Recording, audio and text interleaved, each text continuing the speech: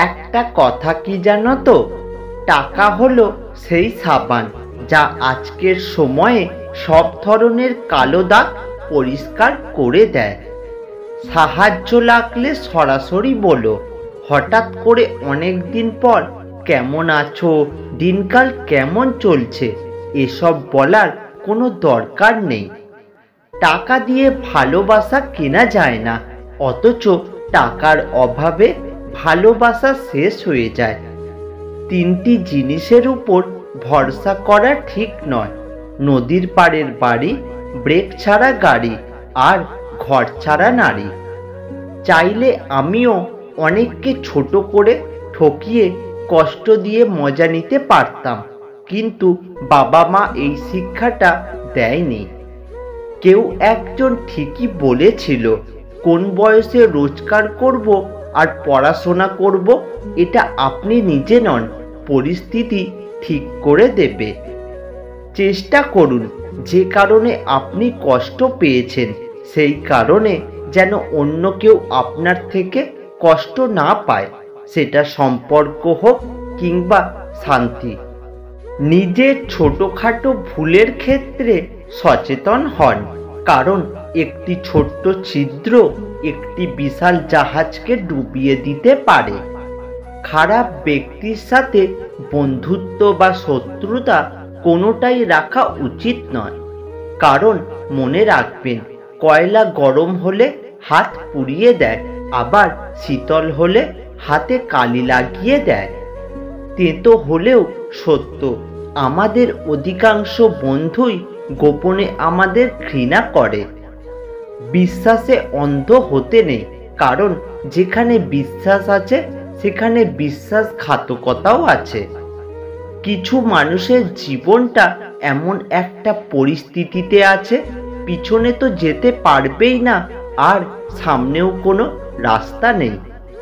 কাউকে ঠকিয়ে দুদিন খুব মজা করবে, কিন্তু মনে রাখবে, ঈশ্বর যেদিন ঠকাবে সারা জীবন দুঃখের সঙ্গ দিতে হবে।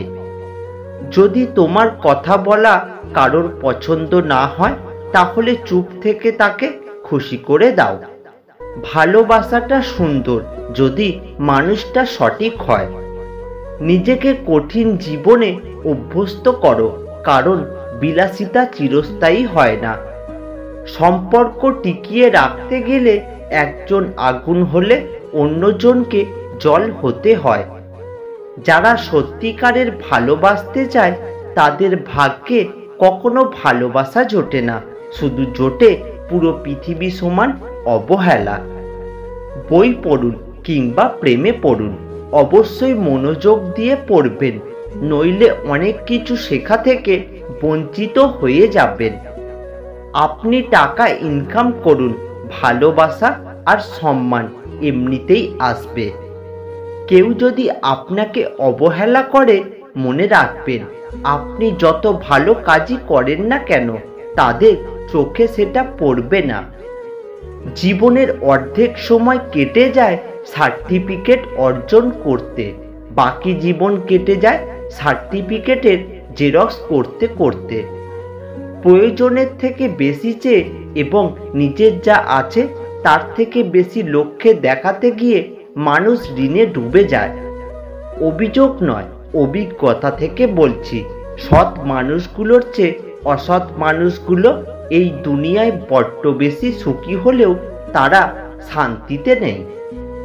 দিন শেষে পুরুষ ঘরে ফেরে শান্তির আশায়। একজন স্ত্রী চাইলেই সেখানে স্বর্গের সুখ দিতে পারে, আবার চাইলে নরকের যন্ত্রণাও দিতে পারে।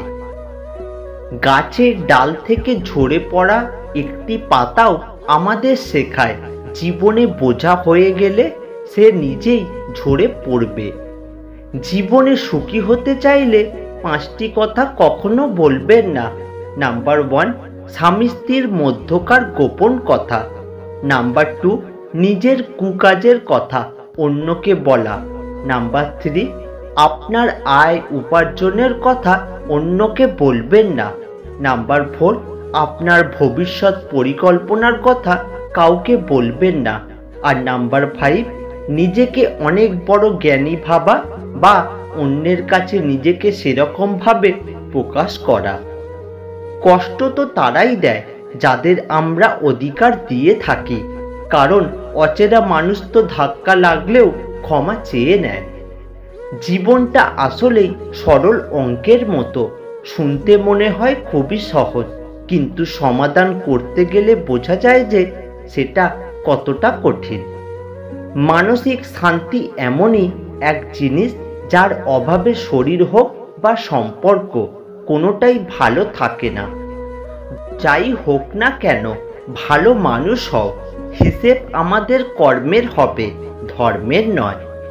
মাঝে মাঝে পেছনে ঘুরে প্রতিবাদের গর্জনটাও করা উচিত, নয়তো সবাই তোমার মৌনতাকে দুর্বলতা ভেবে নেবে।